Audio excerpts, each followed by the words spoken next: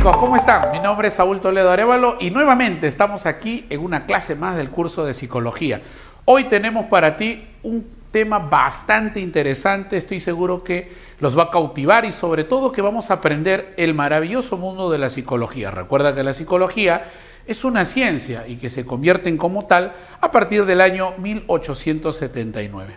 ¿Qué es lo que va a estudiar o qué es lo que estudia la psicología? Ya sabemos que estudia la conducta humana. Hoy vamos a hablar del tema de la personalidad, esa peculiar estructura, esa carta de presentación de todo ser humano o simplemente el sello distintivo que diferencia a una persona de otro, esa que nos va a permitir presentarnos frente a las demás personas. Pues bien, hablamos hoy de la personalidad. Profesor, ¿es posible que una persona tenga una doble personalidad o una múltiple personalidad? Sí, hoy los estudios determinan que eso es viable. Ahora, mira, escúchame. Cuando nosotros hablamos de la personalidad, decimos que esta es la peculiar estructura interior conforme a la cual se va a organizar todo nuestro ser.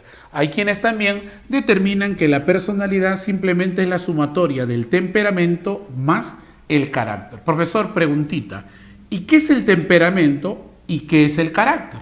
Pues bien, tanto el temperamento como el carácter se consideran componentes de la personalidad. Lo vamos a ver en un momento. Pero, dicho de otra manera, la personalidad es la suma del temperamento y el carácter.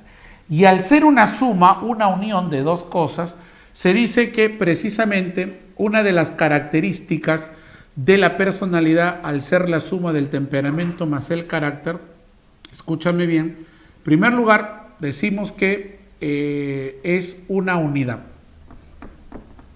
La personalidad es única e irrepetible, ¿correcto? Al ser temperamento más carácter se dice que es una estructura, ¿correcto? Es única.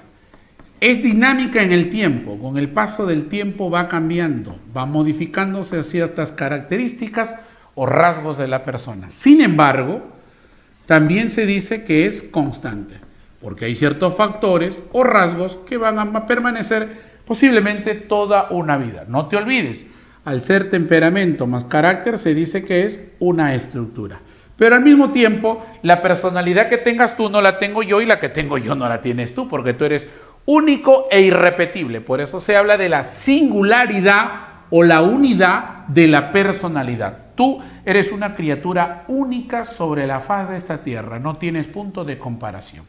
Profesor, ¿qué más? Debo tomar o debemos tomar en cuenta los factores que van a influenciar para el desarrollo de nuestra personalidad. El primer factor es el factor biológico. Aquí entra a tallar la parte genética. Y cuando nosotros hablamos de la genética, nos basamos en el estudio de la herencia, los factores hereditarios, ¿no? Seguramente usted ha escuchado por ahí cuando dice, sacaste los ojos de tu mamá, la boca de tu papá. Posiblemente, ¿verdad? Seguramente usted ha escuchado eso peculiar que vamos a encontrar en nuestra vida cotidiana. Ok, la parte biológica, entonces lo que nosotros heredamos de vuestros padres, de nuestros progenitores. La parte ambiental o el factor ambiental es la influencia sociocultural, la influencia externa para poder desarrollar nuestra personalidad. Y finalmente, el factor personal. Este factor personal es el llamado yo psicológico. Eso depende de ti. Yo puedo, yo hago, depende de mí, ¿no? Recuerda que el yo, psicológicamente hablando, es aquel que nos permite tomar decisiones. El yo psicológico es el que te permite hacer, no hacer, actuar, no actuar, decidir. Yo psicológico, centro importante o psíquico de nuestra personalidad. Ese es el factor personal. Ahora, ¿qué componentes forman parte de nuestra personalidad? El temperamento y el carácter. Cuadro comparativo. Profesor, ¿cuál es la diferencia entre el temperamento y el carácter? Vamos ahí. Número 1. El temperamento es heredado. Profesor, disculpe. ¿Y de quién lo heredamos? Del padre y de la madre. Mucho cuidado. Es heredado. Mientras que el carácter es adquirido. adquirido socialmente. O sea, que al mismo tiempo debemos tomar en cuenta, por ejemplo, que el temperamento es biológico. Usted ya nace con temperamento. Es innato. Y al mismo tiempo se dice que es, ojo con esto, inmodificable. Inmodificable. Por su lado, el carácter sí es modificable, se puede modificar. Ahora, escucha esto. ¿Alguna vez te ha pasado, tú que estás ahí en la comodidad de tu hogar, que de repente papá te dice, oye hijo, sacaste el carácter de tu madre? Y tú ahora que estás estudiando la parte psicológica de la personalidad, te das cuenta que el carácter es adquirido, no es heredado. Lo que heredamos es el temperamento. Entonces cuando tu papá te dice, oye, sacaste el carácter de tu madre, obviamente tú vas a decirle, papá, estás equivocado, porque yo no he heredado el carácter, he heredado el temperamento. Si tu papá te dice eso, no le hagas caso, está errado. Profe, ¿qué más? Ojo, el temperamento, mucho cuidado con esto, se expresa. ¿Cómo se expresa, profesor? Básicamente en nuestra impulsividad. Se expresa en nuestra impulsividad y al mismo tiempo está considerado como la base del carácter.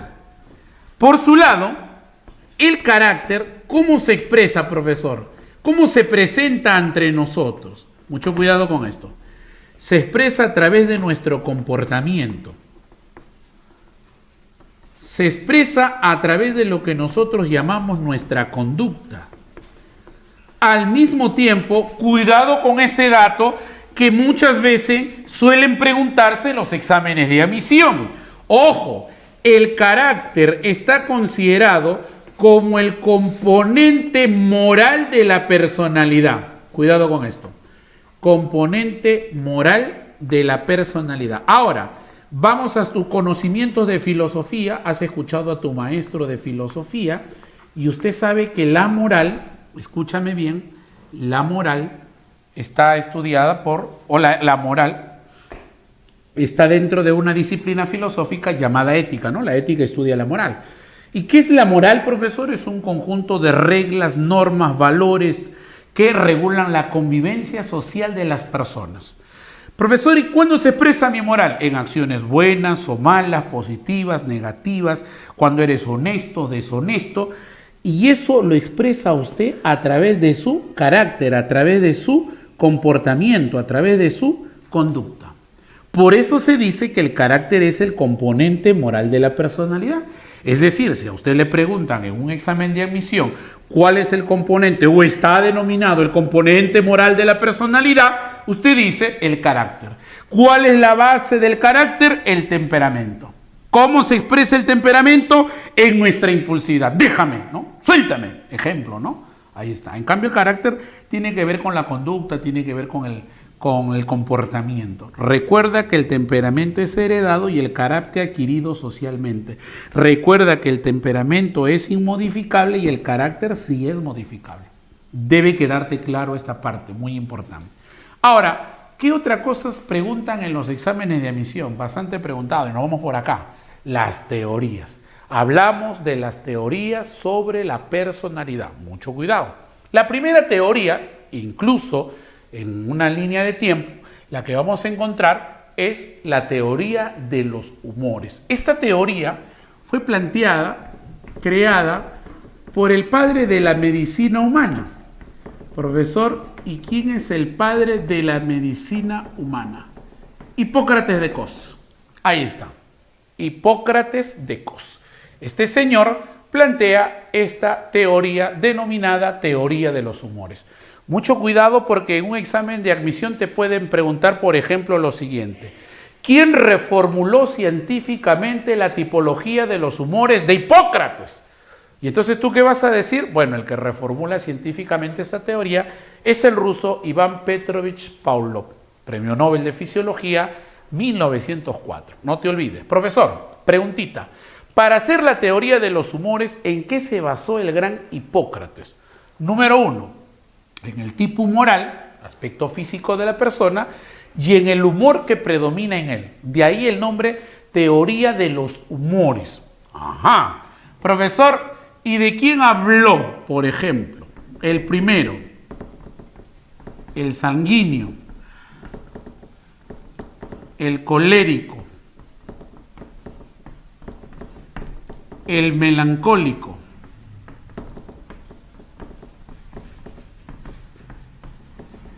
y el flemático.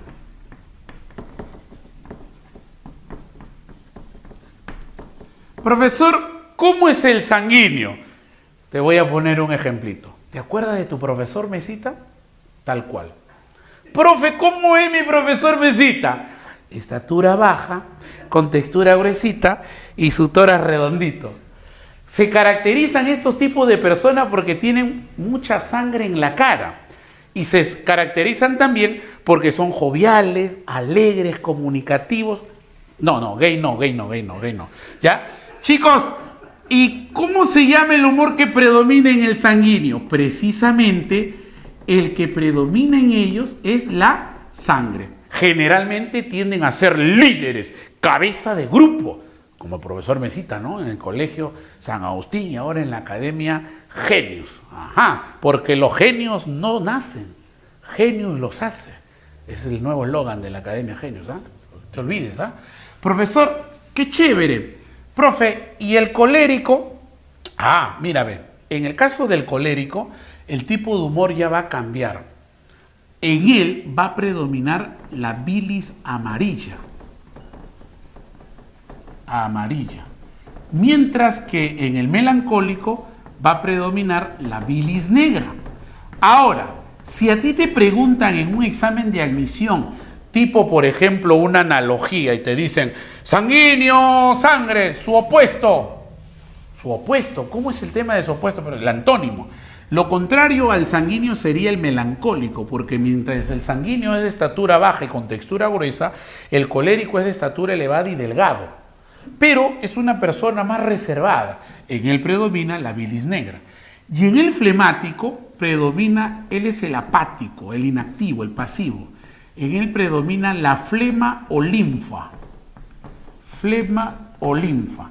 Y si te preguntan, ya te lo estoy diciendo, ¿quién reformula la teoría de los humores de Hipócrates de manera científica?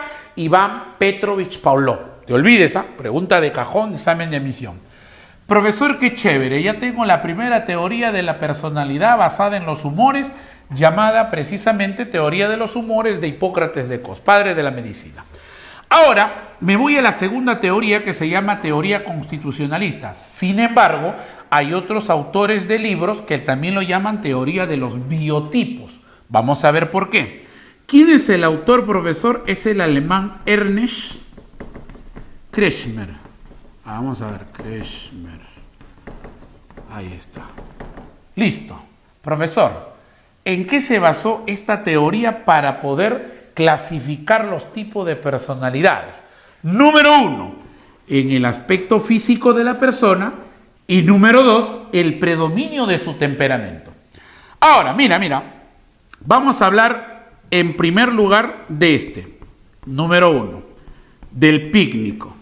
Profesor, despacito, preguntita. ¿De dónde proviene la palabra pícnico? Ajá, te lo voy a poner acá a un costadito, ¿ya? La palabra pícnicos proviene de la voz griega pignos, que significa grueso, que significa gordo, ¿ya? Ah, cuando significa grueso y gordo, ya, profe, ya tengo uno. El pícnico es aquella persona que físicamente tiene estatura baja, con textura gruesa, tórax redondeado. Ah, es el chato y gordito. Sí, ya te estás imaginando quién, mejor no te digo, pero ya saca tus conclusiones rápidamente. Allá, estatura baja, con textura gruesa y tórax redondito. Ah, ese es el pícnico. Por eso pícnico significa grueso o gordo. Profe, ¿y cómo es su temperamento? Su temperamento se llama ciclotímico. ¿Qué características presentan ellos, profesor? tienen amplias fluctuaciones en estado de ánimo, son alegres, joviales, sociales, comunicativos, son los que ponen las pilas, son los que bailan, eso de los que se meten en su ritmo y también obviamente tienden a ser líderes. ¡Ay, qué chévere, profe! Profe, y el segundo, atentos, el segundo se llama lectósomo. Y el término lectósomo proviene de la voz griega leptos. Leptos. Profesor, ¿y qué significa leptos? Delgado. Físicamente, el lectósomo es aquella persona que tiene estatura elevada, con textura delgado, manos largas, piernas largas, miembros grandes. No me mires, ya, no me mires, no me mires, no me mires. Profe, como usted, más o menos. Ya. Profesor, una preguntita, ¿y cómo es su temperamento? Su temperamento se llama esquizotímico. Profe, una preguntita. ¿Esquizotímico viene de esquizofrenia? Ajá, sí, es cierto. ¿Por qué, profesor? Generalmente estas personas, con el paso del tiempo, tienden a desarrollar este tipo de enfermedad, la esquizofrenia. Pero si hablamos del temperamento del esquizotímico, es aquella persona que muestra ensimismamiento y alejamiento del contacto con los demás. O sea, el esquizotímico es el reservado, el apartado. De cierta manera, su personalidad es introvertida. ¿Me entiendes? Esas son las características del esquizotímico para hablar también del aspecto físico del ectosomático. Allá, chévere, profe. Profe, ¿y el tercero cómo se llama? El tercero se llama atlético.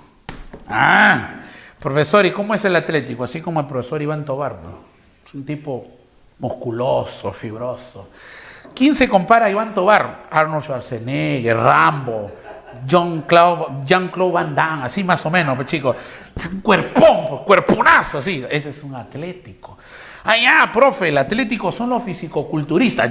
Así como el profesor Tobar, bueno, tremendo, Profe, ¿y cómo se llama su temperamento? Se llama viscoso.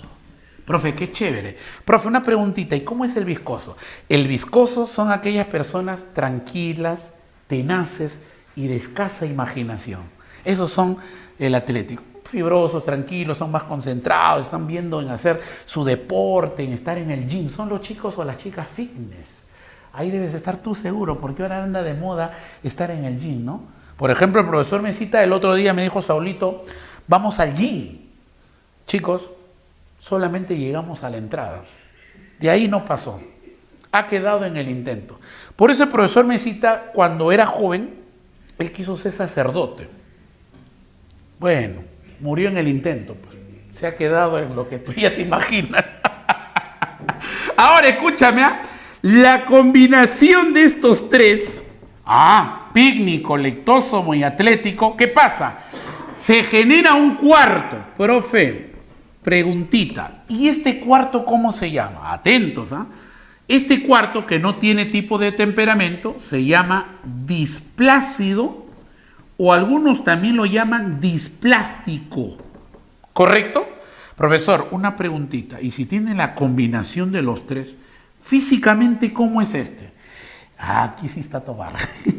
El displácido es aquella persona que sí, tiene o presenta algunas alteraciones en crecimiento. Por ejemplo, el enano o el gigante. Ellos tienen personalidad displástica. ¿Según quién? Ernest Kretschmer. Ahí está, qué chévere, profe. Ya tengo dos modelos de teoría de la personalidad. Por un lado Hipócrates y por el otro lado Ernest Kretschmer. Qué chévere, ya está. Seguimos. Ahora, como tú eres un lobo, como tú eres un tiburón, como eres el nuevo sabio de América, cuando a mí me dicen teoría axiológica, tus conocimientos filosóficos dicen, axiología es una disciplina filosófica, pues. Profesor, ¿y qué estudia la axiología? Eso que le sobra al profesor Cavada, el valor. Eso. Profesor, o sea que la axiología estudia los valores, sí. Por lo tanto, esta teoría llamada axiológica de la personalidad está basada en el predominio de los valores. Profe, ¿y quién es su autor? El alemán Edward Spranger. En su obra Constitución y Carácter va a desarrollar 6 tipos de personalidad basada en el predominio de valores. A ver, número 1, habló del teórico. Profesor, despacito. ¿Quién es el teórico? Tipo de personalidad que por lo general busca la verdad. Teórico. 2, el político. Característica, mandar, dirigir. Ajá. 3, acá está Tobara, el económico. Todo lo ve ganancia, beneficio, utilidad. Ahí está. Profe, ¿qué más? El que le gusta ayudar a los demás. El social. Pretende, por ejemplo, hacer extensiones para ayudar a los demás. No, es una persona caritativa. Qué chévere, profesor. Aquí viene mi personalidad, el religioso. Persona que va todos los domingos a misa. Cumple los sacramentos de la iglesia, como yo, pues, ¿no? Chicos, religioso. Ya está. Profe, y el otro, acá está mesita, ve, el estético. Todo lo ve belleza, contemplación, arte. Por ejemplo, el profesor Mesita visita mucho los museos, le gusta ver a esos cuadros gigantes donde están dibujos, ¿no?, de desnudos. Así le gusta el profesor Mesita, estética, le gusta ver, contemplar la belleza. Ahí tenemos entonces el tipo de personalidad estético. Qué chévere, profe. Hasta ahí vamos de la red for Info-Fly. Ahora nos vamos a la siguiente partecita. Vamos por acá. Profesor. Cuarta teoría, ¿cómo se llama? Mira, se llama teoría de la dimensión de la personalidad o también llamada teoría del carácter. Qué chévere, profe. ¿Y quién es su autor, profesor? Nada más y nada menos que el discípulo de Sigmund Freud. Profe, ¿y cómo se llama el discípulo de Sigmund Freud? Carl Gustav Jung. Ahí está. O simplemente Carl Jung. Profe, una preguntita. ¿Y de qué tipo de personalidad habló él? Número 1. Habló del introvertido. Aquella persona que centra su actividad hacia su mundo interior. El introvertido. Lo contrario al introvertido lo llamó extrovertido o extravertido. Persona que centra su actividad hacia su mundo exterior, alegre, jovial, sociable, comunicativo. Y la combinación de los dos, ¿cómo lo llamó, profesor? El ambivalente. Ambivalente. Tiene un poquito de introvertido y un poquito de extrovertido. Ahí está, chévere. Profesor, qué bonito. Hasta ahí estamos de la red for Info-Fly. Oye, recuerda que Jung, siendo discípulo de Sigmund Freud, plantea el complejo de Edipo femenino, llamado el complejo de Electra. Te olvides, Ya está. Profesor, siguiente teoría, número 5, teoría de los rasgos. Profesor, ¿qué cosa es un rasgo? Un rasgo es una predisposición que tiene una persona para poder ser identificada con facilidad. Tenemos aquí a 2 autores, a Gordon Allport y Raimundo Cattell. Ya está. Profesor, ¿de qué nos habla Gordon Allport? A ver, escúchame. Habla de los rasgos individuales, de los rasgos centrales y los rasgos secundarios. Me faltó aquí, vamos a agregarlo. Y también los cardinales. Si tú lo agregas ahí ya, falta uno más. Vamos a corregir aquí. 1, 2. Y por aquí ponemos a los individuales y los comunes. ¿Ya? Ahora, mira, te voy a explicar. Por ejemplo, usted conoce al profesor A, que es profesor de razonamiento verbal. Su rasgo central es ser orador, habla muy bien. Rasgo secundaria, le gusta la música. Profesor, ¿y qué es un rasgo cardinal? Por aquí voy a ponerlo. Por acá no me va a alcanzar ya. Por acá lo voy a poner. Cardinal. Profesor, despacito, ¿qué son los rasgos cardinales? Los rasgos cardinales son aquellos rasgos que permiten identificar rápidamente o con facilidad a una persona famosa. Por ejemplo, el amor hacia el prójimo de la Madre María Teresa de Calcuta es un rasgo cardinal. Por ejemplo, la pasión por la física de Albert Einstein. Estos son rasgos individuales y los comunes son aquellos rasgos que caracterizan a un grupo, a una sociedad. Por ejemplo, la pluralidad lingüística de la población o la nación peruana. Ahí está, es un rasgo común. Ajá. Mientras que Cattell habla de los rasgos superficiales y ordinarios. Y dentro de los superficiales habla de los ergios y los metaergios. Ahí está. Ergios y metaergios. Ahí está. Son la famosa teoría de los rasgos de Allport y Cattell. Terminamos con la última teoría. Esta la hizo un psiquiatra. Se llama teoría biológica. El autor es Sheldon. Pero mira, concéntrate. Él habló del ectomorfo, el mesomorfo y el endomorfo. Vamos a ver. Profesor, ¿y cómo se llama el desarrollo de cada uno de ellos? Mira lo que predomina. En el ectomorfo, lo que va a predominar es su cerebro. De allí que se le llama cerebrotónico. Predominio de su cabecita. Por ejemplo, acá mi amigo el profesor Peñita, cerebrotónico, ¿no? Tremenda cabeza, su cerebro, ¿no? Cerebrotónico. Profe, y en el mesomorfo, en el caso del mesomorfo, se le va a llamar somatotónico. Aquí lo que predomina es el cuerpo, predominio de su cuerpo. Y en el endomorfo se va a llamar viscerotónico, predominio de sus vísceras. Que mucho reniega, por ejemplo, ¿no? Como yo, viscerotónico. Ahí está. Esta es la teoría de Sheldon, psiquiatra.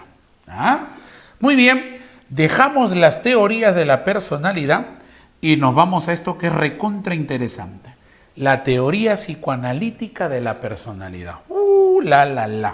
Profesor, despacito, despacito para que no se atrofie mi cerebrito. ¿Quién es el autor de esta teoría? Bueno, el padre y creador del psicoanálisis. ¿Y de quién estamos hablando, profesor? Del gran Sigmund Freud. Ahí está. Profesor, ¿y cómo se llama su obra? La famosa interpretación de los sueños. La interpretación de los sueños. ¡Qué chévere! Profesor, preguntita despacito, despacito. ¿Cuáles son los métodos que utiliza el gran Sigmund Freud para su estudio? Atentos. El primer método es la hipnosis. Profesor, preguntita. ¿Y qué es la hipnosis? Atento con esto, ¿ya? Atentos con esto. Mire que te voy a poner un ejemplito rapidito. La hipnosis es un sueño artificial por la cual un sujeto activo llamado hipnotizador va a influenciar sobre un sujeto pasivo llamado hipnotizado. Va a influenciar sobre su mente y lo va a dormir. Que es de la hipnosis, un sueño artificial. Luego de la hipnosis viene el segundo método. Profe, ¿y cómo se llama el segundo método usado por el gran Sigmund Freud? Se llama asociación libre de ideas. Profesor, despacito. ¿Cómo es eso?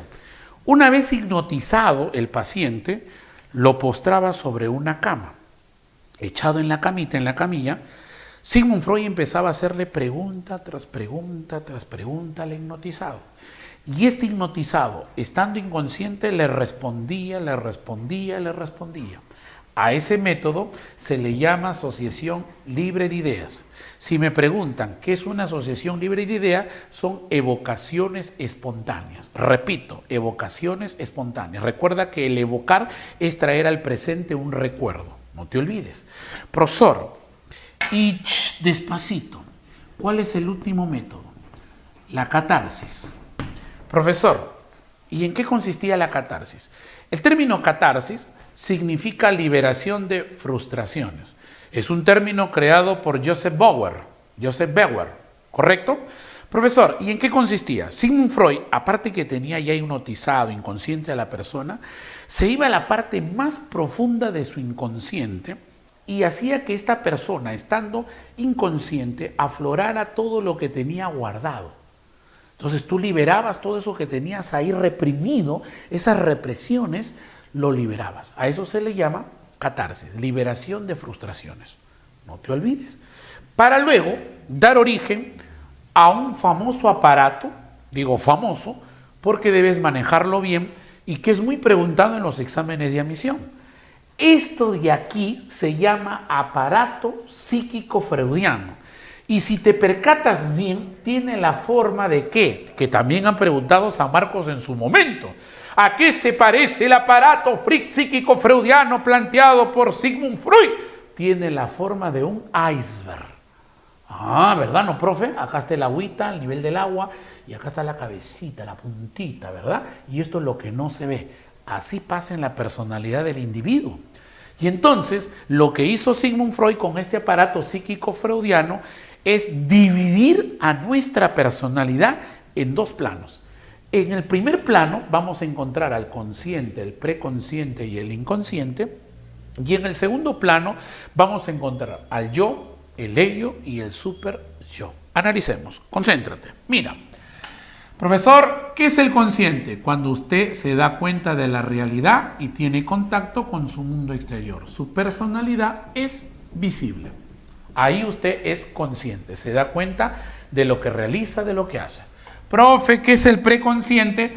Aquello que usted puede llevar con facilidad hacia el consciente. Por ejemplo, está escuchando mi clase y de pronto se le viene a su cabecita el número telefónico de un amigo o la dirección de una amiga. A eso se le llama preconsciente. Chévere, profesor.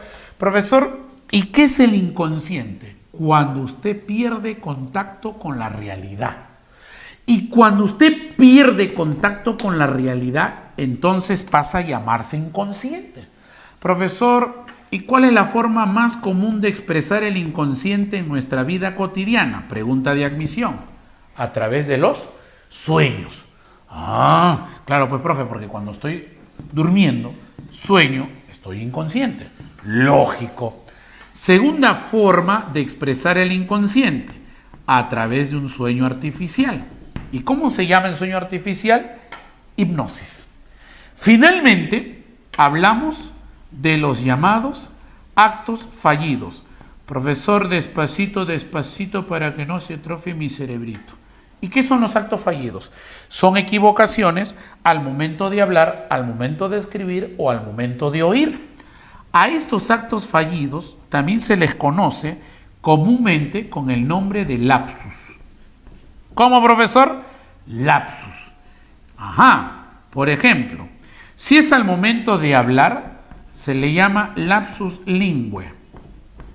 Y si es al momento de escribir, se le llama lapsus calamis o calamis. ¿Correcto? Por ejemplo, quiero darle un piropo a una bella dama y se me sale una lisura. Fue sin querer queriendo. Lapsus linguae. Quiero escribir la palabra absorto y termino escribiendo la palabra aborto. Lapsus calamis. Ah, chévere, profesor. Ahora, mira, concéntrate. Vámonos para el segundo plano de la personalidad. El yo proviene de la voz griega ego. Por eso puedes llamarle yo o puedes llamarle ego. Por eso tú dices egocentrista, centro de todo, yo, egocentrista. Ego, yo, ego. Ahora, mira, este yo trabaja bajo un principio rector. Profesor, ¿y cuál es el principio rector por la cual trabaja el yo? Trabaja bajo el principio de la realidad. O sea, a través del yo, usted demuestra su mundo consciente, mundo exterior, personalidad visible. No te olvides. El yo, centro coordinador de todas nuestras actividades psíquicas. Por su lado, el ello es un término que proviene de la voz griega id, ello. Y este trabaja bajo otro principio rector. Profesor, despacito, ¿cuál es el principio rector del ello? El placer. Ahora, si te preguntan en un examen de admisión, el ello es totalmente inconsciente. Mucho cuidado, ¿eh? El ello es totalmente inconsciente. Otro dato. Dentro del ello, usted va a encontrar nada más y nada menos que la llamada caja de los instintos. ¿Qué cosa, profesor? La caja de los instintos. Y hay dos clases de instintos. Concéntrate. Mira, los llamados instintos de vida y los llamados instintos de muerte.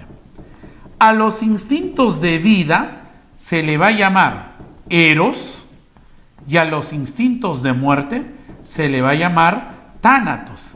Y seguramente en casita te debes estar preguntando, profesor, ¿cómo es posible que Sigmund Freud, que empieza a hablar del sexo, porque es un tipo obstinado con ello, de pronto empieza a hablar de los instintos de vida y de muerte? Pues resulta que se había dado el estallido de la Primera Guerra Mundial y 2 de sus 4 hijos van a tener que ir a la guerra. Entonces empieza a hablar de los instintos de vida y los instintos de muerte. Finalmente, el super yo trabaja, o bueno, se le va a llamar superego. Superego, super yo. Ya está. Y este trabaja bajo otro principio rector. Trabaja bajo el principio rector de la moral. Por eso, si te preguntan en tu examen de admisión, ¿quién es considerado el código ético de la personalidad? El super yo.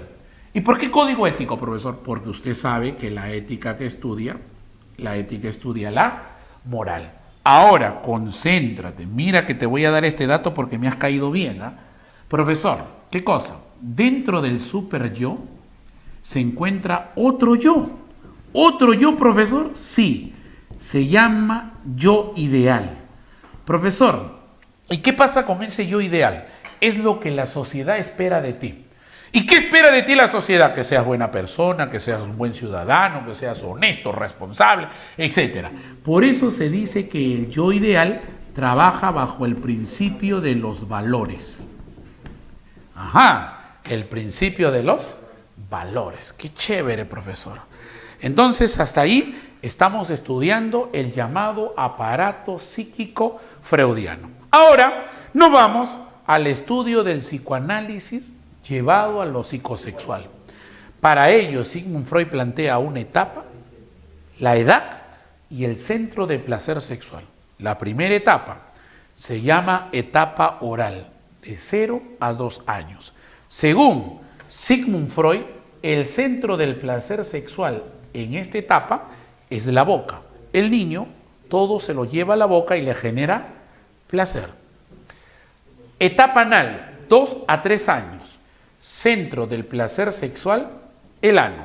El niño va a tratar de controlar sus esfínteres a través de la defecación y se va a convertir el centro de placer sexual, su ano, según Sigmund Freud. Fálica, 3 a 6 años. El centro del placer sexual, según Freud, aquí es el órgano genital. Y aquí, según Freud, se presenta el complejo de Edipo, la atracción sexual del niño hacia la madre. Mucho cuidado. La etapa de la latencia de 6 a 12 años, cuidado, según Freud, aquí el niño se olvida del aspecto sexual. ¿Por qué? Su socialización se intensifica a través del juego y obviamente deja de lado la parte sexual porque también ha entrado a la escuela y empieza a intercambiar y tiene contacto con las matemáticas. Aquí no hay centro de placer sexual. Y la genital de 12 a 15 años, según Freud, el centro de placer sexual se da en la atracción por el sexo opuesto. Atracción por el sexo opuesto. Te empieza a gustar el amiguito, la amiguita del sexo opuesto, pues, ¿no? Y entonces ahí ya empieza el primer enamoramiento, la ilusión y toda la cosa. Ya está. Profesor, hasta ahí de la Refurin Funfly. Última partecita. ¿De qué hablamos, profesor? De las anormalidades de la personalidad, anomalías de la personalidad, alteraciones de la personalidad o simplemente enfermedades de la personalidad. No todo es color de rosa en la vida. Y entonces hablamos de las dos principales enfermedades que vamos a encontrar dentro de la personalidad. La primera de ellas es la neurosis y la segunda, la psicosis. Profesor, ¿cuál es la diferencia entre estas dos enfermedades que yo siempre he escuchado sobre la neurosis y la psicosis? Mira, una es más leve y la otra es más grave.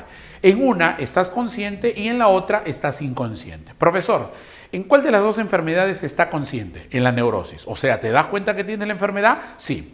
Profesor, ¿y en cuál estoy inconsciente? O sea, estoy loco. En la psicosis. Vamos a ver.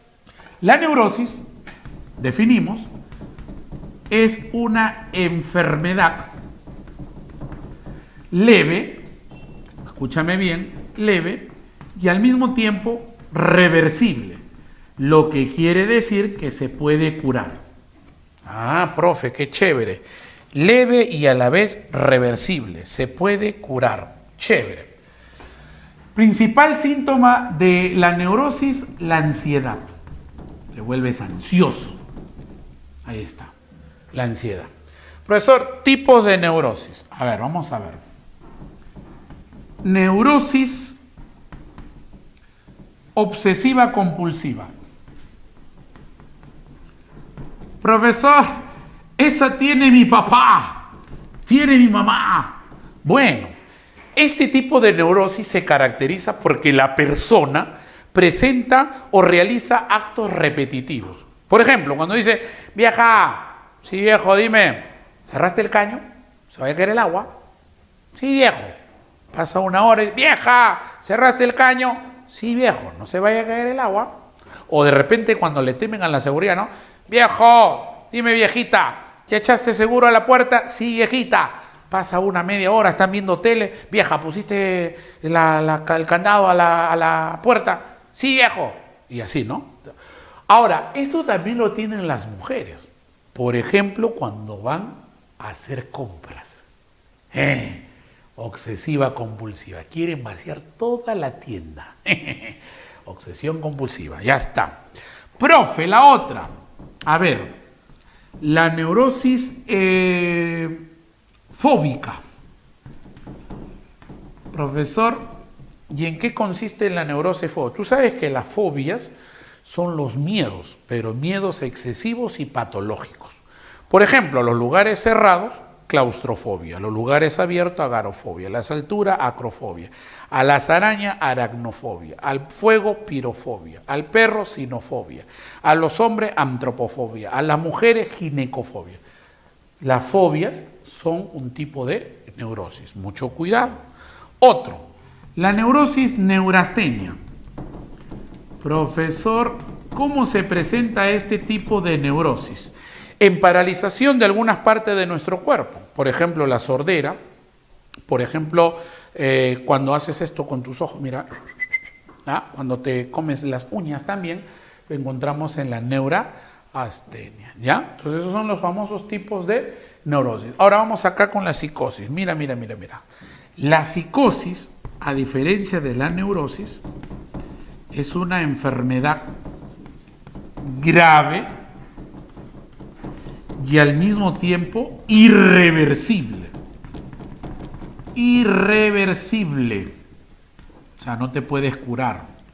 Ojo, aquí la persona está inconsciente. O sea, comúnmente es lo que usted dice, profesor, aquí está loco o está loca, ¿no? Está loco o está loca. Tipos, por ejemplo, veamos. A ver, la más famosa, la esquizofrenia. La esquizofrenia. La palabra o el término esquizofrenia significa mente dividida. La esquizofrenia es la enfermedad más grave de la personalidad. Su principal síntoma son las alucinaciones. Le voy a recomendar una película, los que les gustan las matemáticas, se llama Una mente brillante, en honor al gran matemático John Nash. John Nash pues sufría de esta enfermedad. Él creaba, por ejemplo, en su mente la idea de un amigo con su hijita. Él conversaba con ellos, iba a la universidad, compartía, pero lo curioso era que en la realidad no existía. Cuando finalmente, digámoslo, dentro de la película se da cuenta, cuando él empieza a envejecer y su amigo y su niña no. Entonces, a eso se le llama esquizofrenia. No te olvides, significa mente dividida. La enfermedad más grave de la personalidad, cuyo principal síntoma son las alucinaciones. Esquizofrenia. Profe, otra. La psicosis paranoia. Profesor, ¿y en qué consiste la paranoia? Escúchame bien.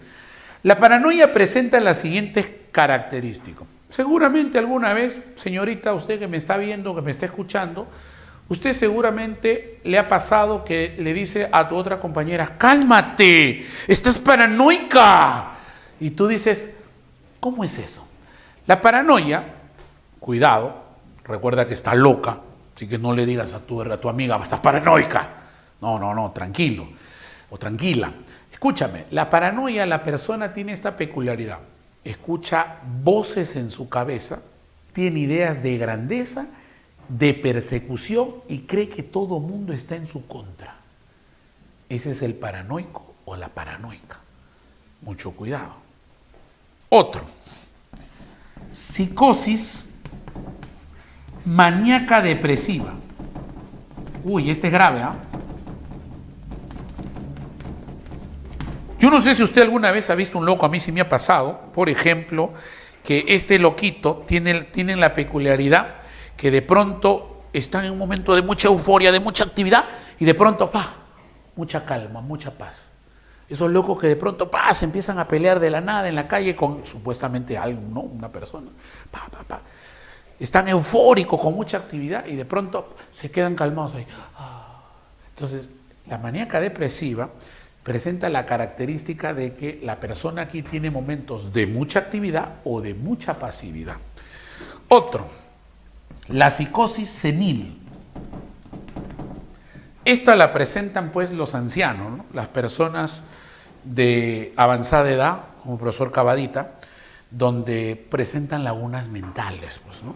Hijitos, ya no saben lo que hacen, hasta borran la pizarra de mano. Ya está.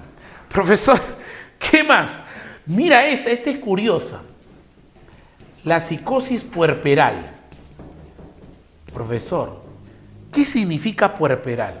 Te lo voy a poner por acá.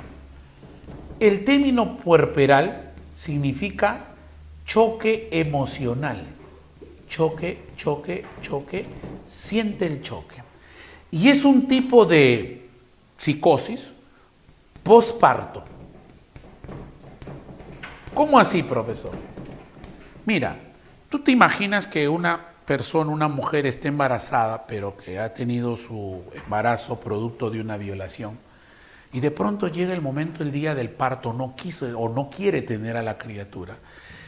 Da a luz como una persona, una mujer común y corriente a lo natural, pero de pronto le traen a la criatura y enloquece, grita, se jala los cabellos y ¡pah!, pierde control de la realidad. Bueno, a eso también en términos jurídicos se le llama obnubilación de conciencia, pérdida de la conciencia. De estar consciente pasa a volverse una inconsciente.